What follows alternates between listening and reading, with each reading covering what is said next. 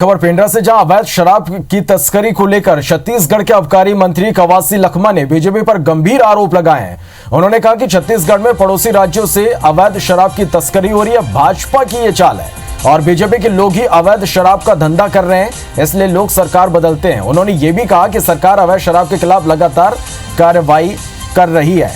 तो ये इस वक्त की बड़ी खबर, अवैध शराब की तस्करी को लेकर छत्तीसगढ़ के आबकारी मंत्री कवासी लखमा ने बीजेपी पर गंभीर आरोप लगाए हैं।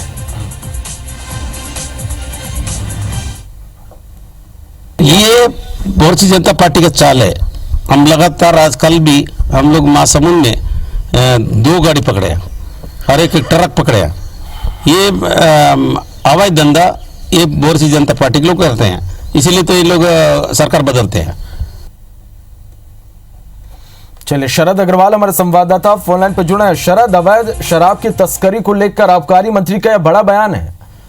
बिल्कुल, ये आपका छत्तीसगढ़ के आबकारी मंत्री कवासी लखमा का ये बड़ा बयान उस वक्त मायने रखता है जबकि इनके बयान से एक बात स्पष्ट झलक रही है कि कहीं ना कहीं मध्य प्रदेश में सत्ता पलट का एक दर्द समझ में आ रहा है। क्योंकि छत्तीसगढ़ में जो अवैध शराब की तस्करी हो रही है वो पड़ोसी राज्य मध्य प्रदेश से ज्यादा मामले सामने आ रहे हैं। तो कहीं ना कहीं, और मध्य प्रदेश में कांग्रेस की सरकार जब गिरी थी तो इसको लेकर आज आबकारी मंत्री ने ये गंभीर आरोप भाजपा पर लगाया है कि ये अवैध शराब की तस्करी है, ये भाजपा की चाल है और भाजपा के लोग ही इस प्रकार के कार्यों में संलिप्त रहते हैं।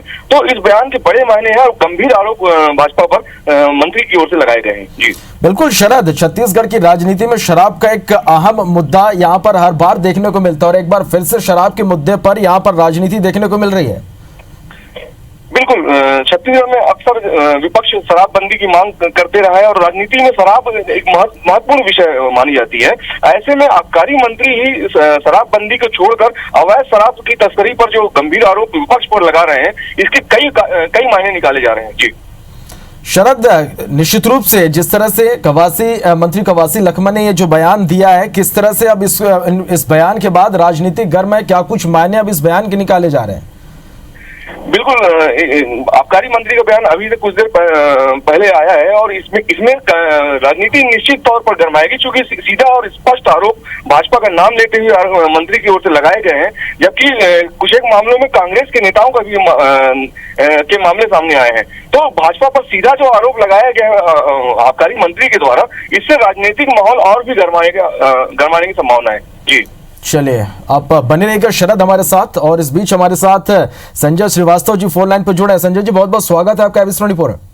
जी नमस्कार। जिस तरह से मंत्री कवासी लखमा ने अवैध शराब की तस्करी को लेकर बीजेपी पर एक बड़ा आरोप उन्होंने लगाया, क्या कुछ कहेंगे आप?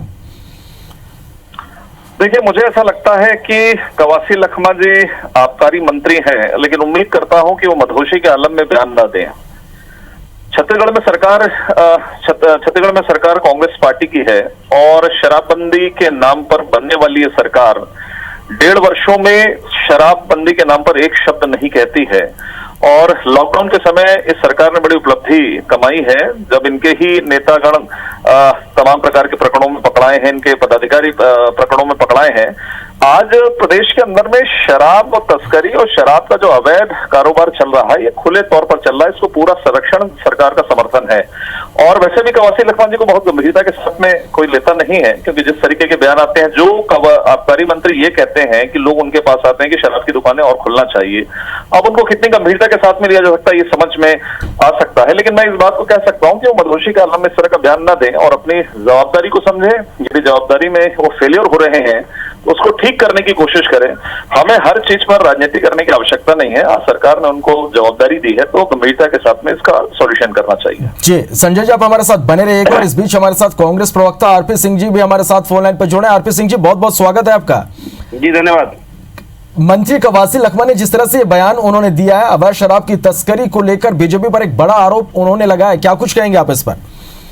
देखिए, कवासी लखमा जी ने जो कुछ कहा है 100% सच कहा है और उनका मैं उनको बयान का समर्थन करता हूँ।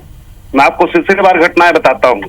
बीजेपी को शराब से कितना प्रेम है कि सालों साल से चली आ रही ठेका पद्धति को समाप्त करके सरकार खुद शराब का धंधा करे।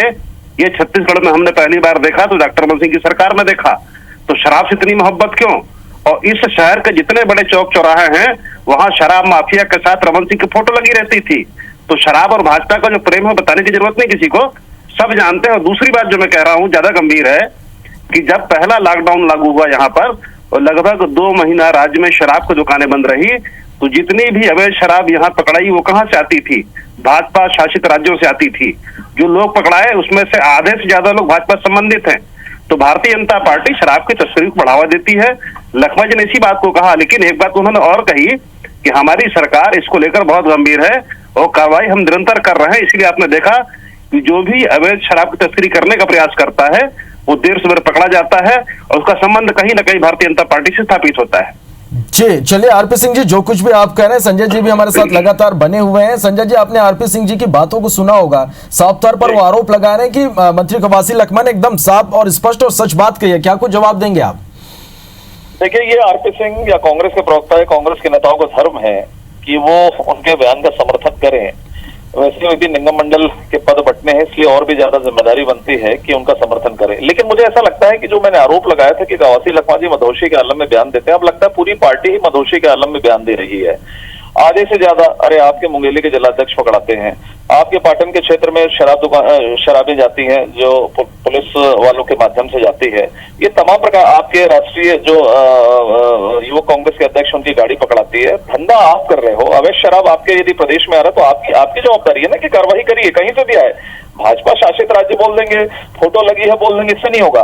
और ये इससे भूलिए मत कि लॉकडाउन के समय में 2 बड़ी ब्रांड की शराबें कहां से बिक रही थी, पूरे शहर में चर्चा का विषय था और कौन उसमें इन्वॉल्व था। इसलिए ज्यादा उसमें ये बताने की आवश्यकता है। झूठ बोलना एक अलग विषय है, भ्रम में डालना एक अलग विषय है। और शराबबंदी के नाम पर ये तो फड़फड़ा रहे थे लॉकडाउन के समय भी, शराब दुकान खुल जाए, शराब दुकान खुल जाए।